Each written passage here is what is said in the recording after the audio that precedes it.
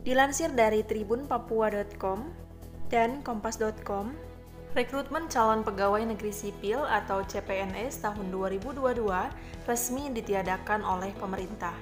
Hal tersebut disampaikan melalui Kementerian Pendayagunaan Aparatur Negara dan Reformasi Birokrasi atau Kemenpan-RB, seperti yang diberitakan oleh kompas.com.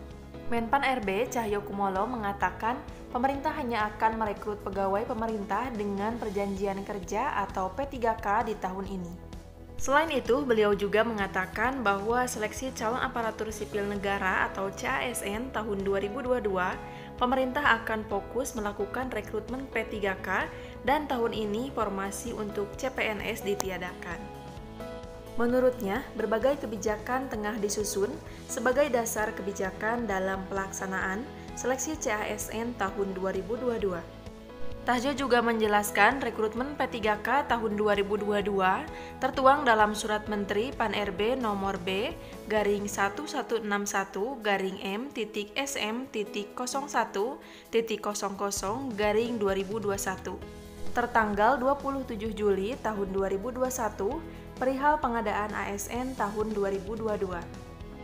Adapun untuk formasi yang dibutuhkan pada seleksi CASN tahun 2022 ini, yaitu yang akan dibuka melalui jalur P3K. Yang pertama yaitu ada tenaga pendidik, kedua tenaga kesehatan, dan ketiga tenaga penyuluh. Tahjo mengaku pemerintah telah berkaca dari kebijakan yang diimplementasikan oleh beberapa negara maju untuk merekrut P3K pada tahun ini. Kebijakan yang dimaksud adalah jumlah pembuat kebijakan atau PNS lebih sedikit dibanding dengan jumlah P3K yang lebih banyak. Menurutnya, mengacu kepada contoh baik tersebut, pemerintah Indonesia perlu mengikuti langkah yang telah dilakukan oleh berbagai negara maju sebagai langkah modernisasi birokrasi secara cepat.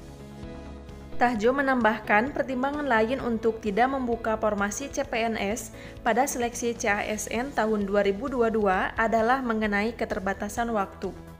Menurutnya, rangkaian pelaksanaan seleksi CPNS disebut relatif lebih lama dibandingkan proses seleksi P3K.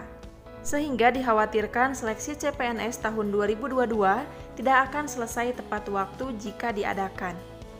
Namun, formasi CPNS tidak dihilangkan sepenuhnya dalam seleksi CASN tahun 2022. Formasi CPNS ini masih tetap dibuka yaitu melalui skema sekolah kedinasan. Tahjo juga menjelaskan formasi CPNS juga dapat dibuka kembali secara terbatas pada tahun 2023. Namun hal tersebut tetap akan disesuaikan dengan arah kebijakan tahun tersebut serta kejelasan kriteria bagi formasi jabatan yang akan dibuka untuk CPNS maupun P3K. Bagaimana? Apakah Anda tertarik untuk mengikuti seleksi CASN di tahun ini melalui jalur P3K? Bagi Anda yang penasaran alasan pemerintah mengapa rekrutmen CPNS di tahun ini ditiadakan, sudah pernah saya bahas di video sebelumnya.